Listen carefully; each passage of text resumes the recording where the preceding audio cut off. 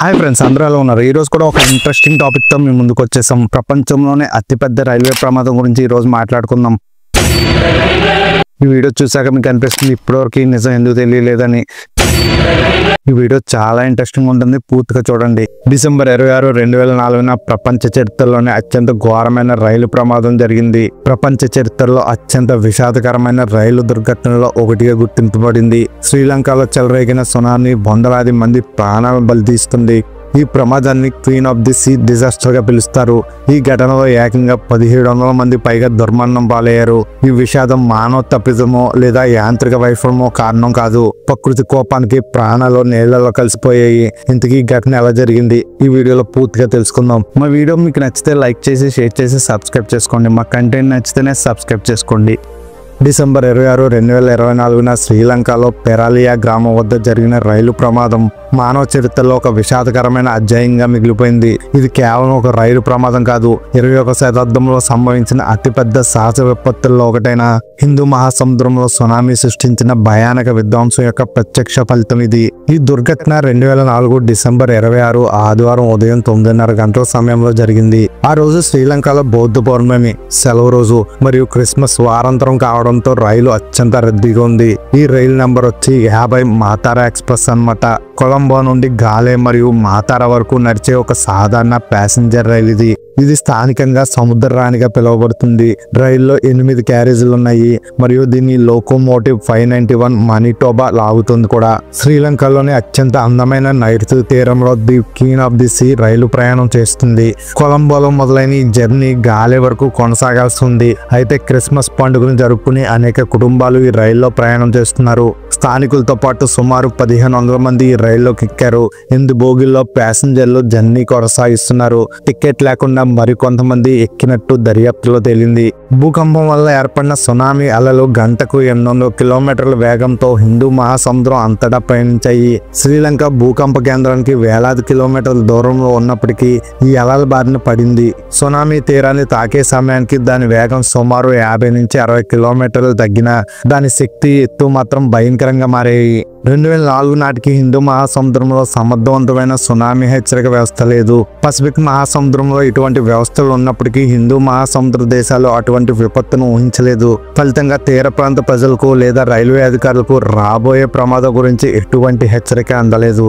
మాతారా express Christmas మరుసటి రోజు కావడంతో అసాధారణంగా రద్దీగా ఉంది. కొలంబో నుండి బయలుదేరిన రైల్లో పర్యాటకులు, బంధువుల ఇళ్లకు వెళ్తున్న కుటుంబాలు మరియు క్రిస్మస్ సెలవుల అనంతరం తిరిగి వస్తున్న ఉద్యోగులతో నిండిపోయింది.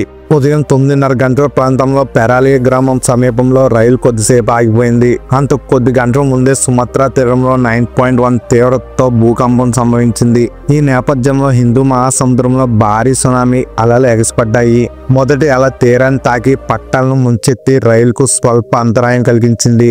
ఇది మామూలు అలగా భావించి రైలు కొద్దిసేపు ఆగి ఆ తర్వాత తన ప్రయాణాన్ని తిరిగి ప్రారంభించింది. ఉదయం 9:30 గంటల ప్రాంతంలో రైలు గాలే జిల్లాలోని పెరాలియా గ్రామానికి చేరుకుంది. అప్పటికే తీరం వెంబడి నీటి మట్టం పెరుగుతుంది. రైలు డ్రైవర్ ఇంజిన్ నీటి ఉధృతి ఎక్కువగా ఉన్నట్టు గ్రహించి ప్రమాదాన్ని ఊహించి రైలును నిలిపివేశారు. ఉదయం 9:30 గంటల సమయంలో పెరాలియా సమీపంలో మొదటి సునామీ తరంగం రైలును చేరుకుంది. ప్రయాణం మొదలైన నిమిషాల వ్యవధిలోనే శక్తివంతమైన అల 10 మీటర్ల ఎత్తుతో వచ్చి రైలును బలంగా ఢీకొట్టింది.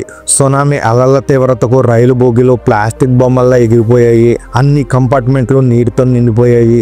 ప్రయాణికులను లోపలే చిక్కుకున్నారు. మొదటి సునామీ అలా పట్టాలపైకి మరియు రైలు బోగిల్లోకి ప్రవేశించింది. రైలు కదలలేదు, కానీ బోగిల్లోకి ఇసుక, నీరు ప్రవేశించాయి.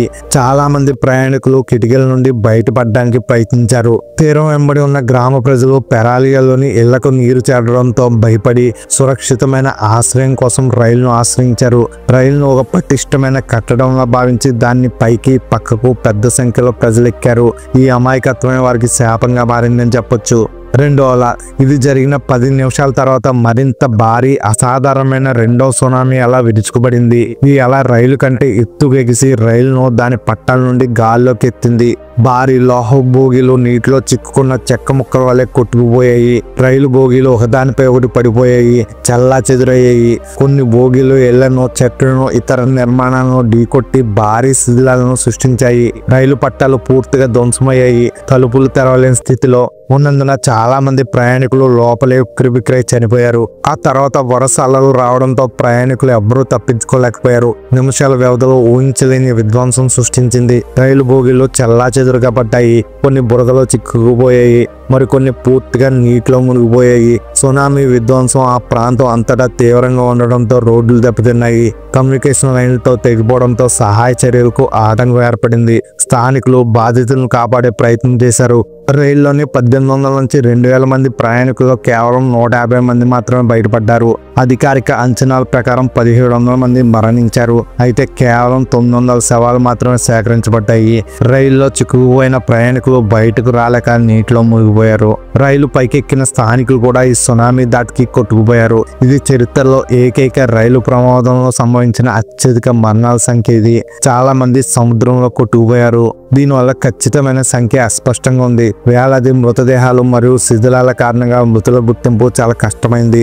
అనేక కుటుంబాలు తమ ఆత్మీయులను తిరిగి పొందలేకపోయారు.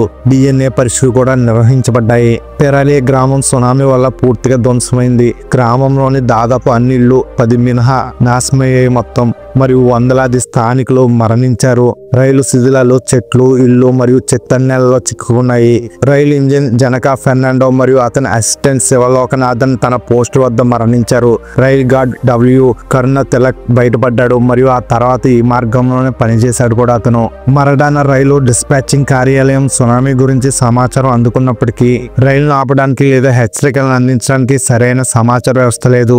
అంబలంగూడ స్టేషన్ లో ఫోన్ కు సమాధానం ఇవ్వడానికి సిబ్బంది లేరు, మరియు దక్షిణ స్టేషన్ లోని సిబ్బంది సునామీలో మరణించారా లేదా పారిపోయారా అనేది ఇప్పటివరకు తెలీదు. స్థానిక గ్రామస్తులు రైలును సురక్షితమైన ఆశ్రయంగా భావించారు. దీనివల్ల చాలా మంది రైలు పైకి ఎక్కారు. ఇది దుర్ఘటన యొక్క తీవ్రతను మరింత పెంచిందని చెప్పొచ్చు. సునామీ యొక్క భారీ విధ్వంసం కారణంగా స్థానిక అధికారులు మరియు అత్యవసర సేవలు పూర్తిగా అసమర్థమయ్యాయి.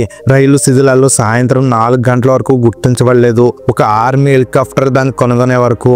చాలా మంది గాయపడిన వారు రైలు శిథిలాల్లో రోజంతా చిక్కుకుని మరణించారు. సహాయం ఆలస్యంగా చేరడం వల్ల బయటపడిన వారి సంఖ్య చాలా తక్కువగా ఉందని చెప్పొచ్చు. పెరాలే గ్రామం దాదాపుగా పూర్తిగా నాశనమైంది మరియు సమీప గ్రామాలు కూడా తీవ్రంగా దెబ్బతిన్నాయి. ఈ దుర్ఘటన శ్రీలంక యొక్క దక్షిణ తీరంలోని సమాజంపై లోతైన ప్రభావం చూపించింది. పెరాలే గ్రామంలో దుర్ఘటన జరిగిన ప్రదేశంలో ధ్వంసమైన రైలు బోగీలకు బదులుగా పునరుద్ధరించబడిన ఇంజిన్ మరియు ఒక బోగీ నుంచి స్మారక చిహ్నాన్ని నిర్మించారు. ఈ ప్రదేశంలో బౌద్ధ విగ్రహం కూడా ఉంది. ప్రతి సంవత్సరం డిసెంబర్ 26న ఇక్కడ స్మారక కార్యక్రమాలు కూడా జరుగుతాయి. ఈ విపత్తులో వేలాది మంది ప్రాణాలు కోల్పోయినప్పటికీ అనేక మంది స్థానికులు, రైల్వే సిబ్బంది మరియు ప్రయాణికులు తమ ప్రాణాలను పణంగా పెట్టి ఇలాంటి కథలు విన్నప్పుడే మనకు మానవ ధైర్యాన్ని మరియు సంఘీభావాన్ని గుర్తు చేస్తాయి. ఈ దుర్ఘటన తర్వాత శ్రీలంక 2005లో డిజాస్టర్ మేనేజ్మెంట్ యాక్ట్ ను ఆమోదించింది మరియు డిజాస్టర్ మేనేజ్మెంట్ సెంటర్ ను స్థాపించింది. ఇప్పుడు SMS హెచ్చరికలు, రేడియో మరియు టెలివిజన్ ద్వారా సునామీ హెచ్చరికలు అందించబడతాయి. భారత మహాసముద్రంలో సునామీ హెచ్చరిక వ్యవస్థ కూడా అభివృద్ధి చేయబడింది. దెబ్బతిన్న రైల్వే ట్రాక్లు 2005లో పునర్నిర్మించబడ్డాయి మరియు కొలంబో, గాలే, మాతరా మార్గంలో రైల్వే సర్వీసులు పునఃప్రారంభమయ్యాయి. ఈ దుర్ఘటనలో బయటపడిన గార్డ్ W కరుణ తిలక్ ఈ మార్గంలోనే పనిచేస్తూ ఉన్నాడు. Queen of the see disaster కు సంబంధించి ఏకంగా 1700 మందికి పైగా చనిపోయినట్టు అధికార లెక్కలు చెప్తున్నాయి.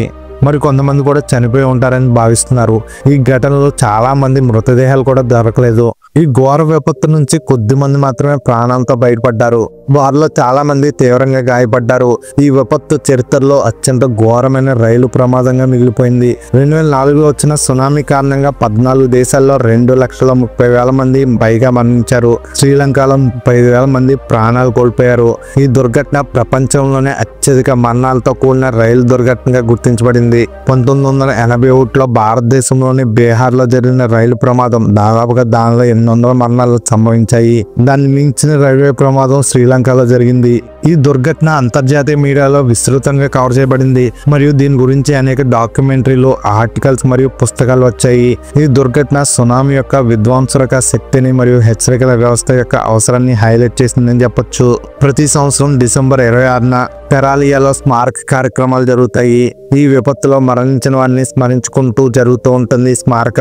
ఈ ఘటన శ్రీలంక చరిత్రలో ఒక విషాదంగా ముగిసింది, కానీ ఇది మానవుల ధైర్యం, సాహసం మరియు పునర్నిర్మాణ శక్తిని కూడా చూపిస్తుందని చెప్పొచ్చు. మా వీడియో మీకు నచ్చితే లైక్ చేసి, షేర్ చేసి, సబ్స్క్రైబ్ చేసుకోండి. మా కంటెంట్ నచ్చితేనే సబ్స్క్రైబ్ చేసుకోండి.